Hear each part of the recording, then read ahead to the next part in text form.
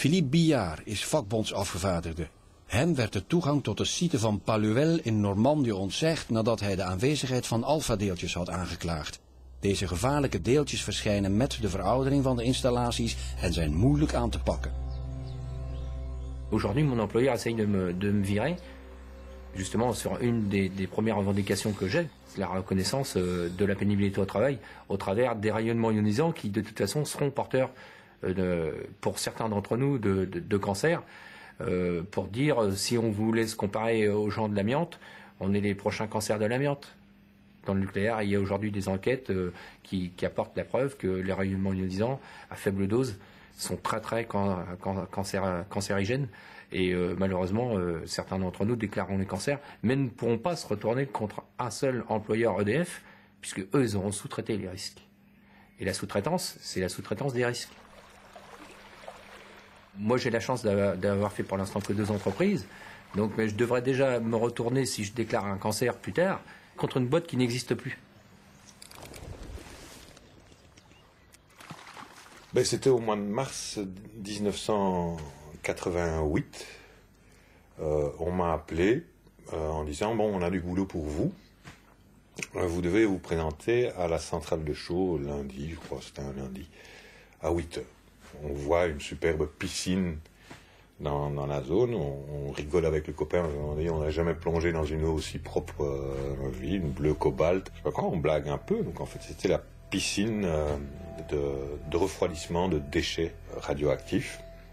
On nous met des tas d'appareils de mesure sur nous, on plonge. Et au moment où je veux sortir par les portes, je ne sais plus sortir. Donc, on m'indique que j'ai une poussière. Donc en fait, c'est un détecteur de poussière qui est là. Et tant que vous n'êtes pas propre, vous ne sortez pas, la porte ne s'ouvre pas. Monsieur Lambert, venez vous présenter. Vous avez été contaminé au cobalt. Qu'est-ce que c'est grave? Qu'est-ce que je dois faire? Il n'y a pas tellement de choses à faire. La seule chose, c'est que vous risquez une leucémie. Puisqu'il n'y a rien à faire. Tout. On ne sent rien, on ne se sent pas mal, on n'a aucune odeur sur nous, on n'a aucune douleur. Bon, peut-être que ça passera. On se dit peut-être que j'échapperai à ce truc-là. Et alors, il a fallu 15 ans après pour que tout d'un coup...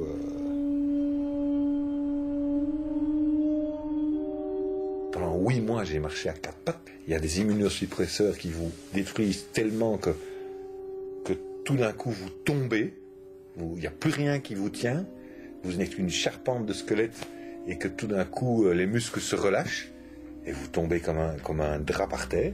Vous avez des espèces d'échymoses qui restent pendant des mois et des mois sur votre tête, sur votre corps et toute l'histoire. Vous êtes un monstre. Vous êtes comme sorti de Buchenwald et on est arrivé donc à mettre en demeure l'EDF en demandant des dommages et intérêts là-dessus. Et l'EDF nous a dit qu'il y a prescription après 10 ans. Donc il y a une prérogative spéciale pour le nucléaire, c'est qu'un accident de travail, après 10 ans, n'est plus een accident de travail.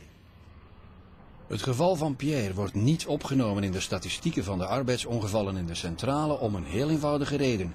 De onderaannemers worden niet officieel erkend als werknemers van de nucleaire sector. Als de nucleaire industrie zich weinig druk lijkt te maken om de gezondheid van haar arbeiders, kan men zich de vraag stellen naar de aandacht die wordt besteed aan de bevolking en de manier waarop ze deze informeert. In juli 2008 sloegen een indrukwekkende reeks incidenten toe in het complex Tricastin in de Rhônevallei. Het begint met een belangrijk uraniumlek in de fabriek Socatri, die voor de groep Areva opereert. Het incident legt de nadruk op een reeks van voorafgaande vervuilingen die tot dan onopgemerkt gebleven waren. Enkele dagen later worden meer dan 100 werknemers besmet in het reactorgebouw.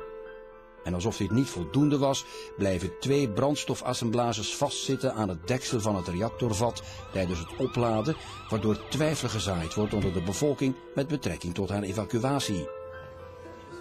Gealarmeerd door deze opeenvolging van incidenten hebben de Franse en buitenlandse media zich naar de CRI-raad gespoed, het onafhankelijk laboratorium dat opgezet werd kort na de ramp van Tsjernobyl. Tricastin, c'est, je crois, 8000 personnes, et donc ça concerne énormément de gens. Chacun dans sa famille autour de Tricastin a au moins un membre qui travaille sur le site nucléaire. Et donc là, ça a été un choc pour tous ces gens-là de découvrir que, en gros, le bienfaiteur, c'est-à-dire celui qui assure le revenu économique de la famille, c'est le nucléaire, eh bien là, pouvait être capable de mentir, de cacher la vérité et de polluer l'environnement. Par année, il y a combien d'incidents? Des incidents niveau 1, il y en a une centaine, donc ça fait un tous les 3 jours, à peu près. Et des incidents niveau 0, il y en a plus de 1000. Donc il y en a 3 par jour. Hein, ça vous donne l'ordre de grandeur. Sauf que là, donc, il y a eu 2 incidents un peu plus importants que les autres, mais qui ont été traités par l'autorité sécuritaire comme peanuts. Pourquoi? Parce qu'on les a classés niveau 1 à 0, c'est-à-dire écart de conduite et anomalie. C'est même pas un incident. Ce qui m'a choqué le plus, c'est que tous les jours, il puisse se passer des choses choquantes, quoi, et que ça choque personne, quoi. Moi, en centrale, je faisais du contrôle non destructif, c'est-à-dire que j'utilisais des techniques de contrôle, radiographie, ultrasons, magnétoscopie, ressuage, des techniques qui permettent de voir en surface ou à l'intérieur d'un matériau, du métal ou du béton, de voir à l'intérieur qu'est-ce qui se passe, est-ce qu'il y a des fissures, est-ce que c'est en train de casser déjà de l'intérieur, hein. Christian heeft jarenlang als onderaannemer gewerkt tot EDF hem afdankt omdat hij informatie heeft verstrekt aan journalisten die een reportage maakten over de site van Chinon. On te demande de travailler sur du matériel important pour la sûreté, mais on te demande en même temps de signer ton rapport rien à signaler et RAS, même s'il y a un défaut. Alors, moi je peux en témoigner, ça m'est arrivé, quoi. On m'a demandé de signer RAS, on m'a mis la pression. Mais de la pression, ça veut dire quoi? Ça veut dire que je suis sur un chantier, je vais dans un endroit qui est à l'intérieur du bâtiment réacteur, dans la salle dite des 4 As, hein, là où il y a vraiment des grosses vannes, des gros robinets qui sont ouverts, qui sont pourris. Et donc on annonce au robinettier, bon bah non, on peut pas signer RAS, quoi. Il y a un problème sur le truc. Ah non, faites pas les cons, putain, mais c'est pas une fissure, ça c'est juste une rayure, déconnez pas. On dit ben non, nous on est pro, on connaît.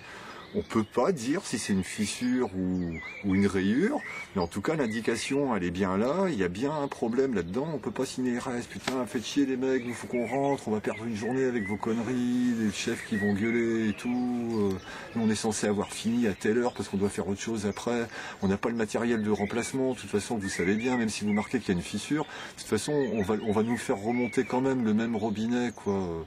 Ah bah non, pas sûr. Nous, on est obligé d'appeler nos chefs aussi, qui nous demandent de refaire le contrôle. Ils reviennent encore une fois, ils nous font refaire le contrôle devant eux. Le chef de l'arrêt de tranche, il veut pas entendre parler de ça, il descend aussi. Tu vois, d'heure en heure, d'une part, on a refait 4 ou 5 fois le contrôle, donc je me suis repris 4 ou 5 fois la dose, quoi, tu vois. Et ils me font tous la danse des sioux autour, ils sont là à 10 ou 15, allez arrêtez vos conneries, vous faites du zèle, il n'y a pas de défaut, voilà. Maintenant, bon, alors il y en a qui s'entêtent comme moi, quoi, tu vois, non, je ne signerai pas RAS, sachant très bien qu'il y aura un autre collègue qui, lui, ils vont lui faire refaire le contrôle et lui, il va le marquer.